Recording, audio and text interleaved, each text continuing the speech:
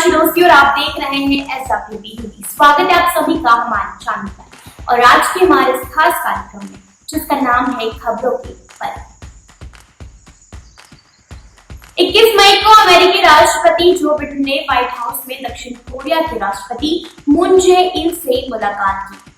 उसी दिन बिडेन ने मून के साथ एक संयुक्त बयान जारी किया जिसमें कहा गया कि संयुक्त राज्य अमेरिका और दक्षिण कोरिया उन्नत प्रौद्योगिकी, टीकों, जलवायु मुद्दों, अर्थशास्त्र और कई अन्य क्षेत्रों में सहयोग करेंगे। उनमें उन्नत प्रौद्योगिकी सहयोग को प्राथमिकता दी जाएगी।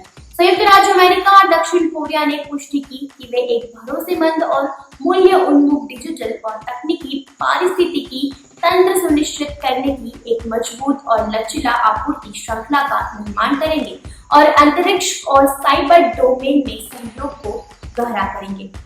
दोनों पक्षों ने अर्धचालक और चिप्स सहित आपसी निवेश बढ़ाने के साथ साथ आर्टिफिशियल इंटेलिजेंस, अगली पीढ़ी के संचार नेटवर्क यानी कि 6G, क्वांटम प्रौद्योगिकी, जैव प्रौद्योगिकी और कई अन्य क्षेत्रों में अनुसंधान और विकास सहयोग के लिए प्रतिबद्ध किया है।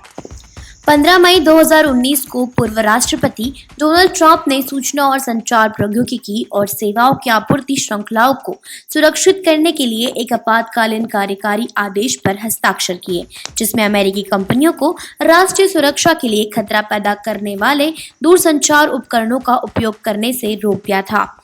इसने अमेरिकी दूरसंचार आपूर्ति श्रृंखला से हुआई टेक्नोलॉजीज कंपनी लिमिटेड को बाहर करने का आधार तैयार किया।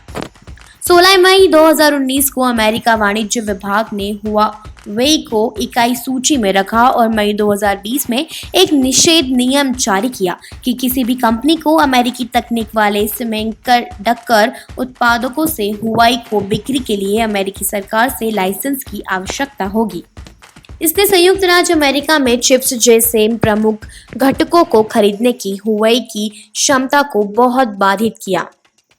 11 मई 2021 को बिडेन ने सीसीपी समर्थित हुआई पर ट्रंप प्रतिबंध को बढ़ा दिया। 24 फरवरी 2021 को जारी चिप्स, फॉर्मुलेटिक्स, रेयर अर्थ्स और अन्य उद्योगों पर बिडेन की 100 दिवसीय आपूर्ति श्रृंखला समीक्षा और 2021 के सामरिक प्रतिस्पर्धा अधिनियम के बाद अमेरिकी सरकार द्वारा सीसीपी के खिलाफ यह एक और आर्थिक प्रतिवाद था।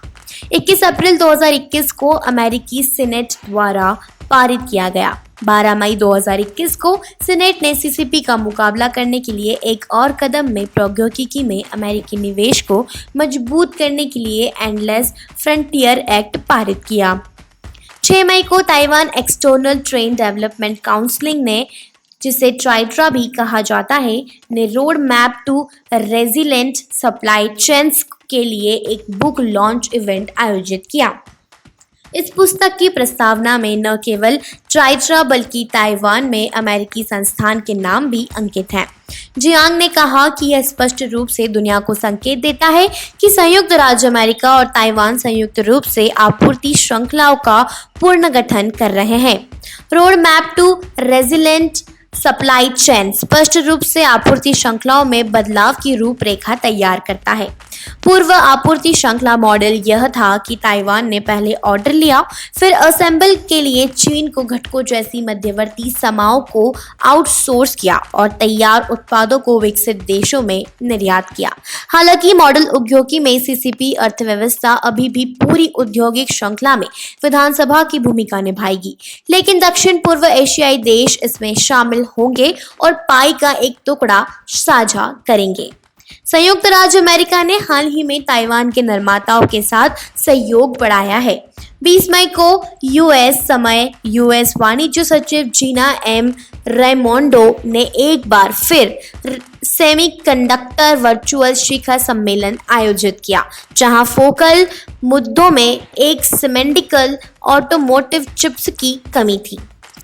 Taiwan semiconductor manufacturing company TSMC भी कहा जाता है को भी शिखर सम्मेलन में आमंत्रित किया गया था और घोषणा की थी कि वैश्विक ऑटोमोटिव उद्योग का समर्थन करने के लिए उसने पिछले साल के स्तर की तुलना में माइक्रो कंडक्टर यूनिट यानी कि MCU उत्पादन में 60% की वृद्धि की है।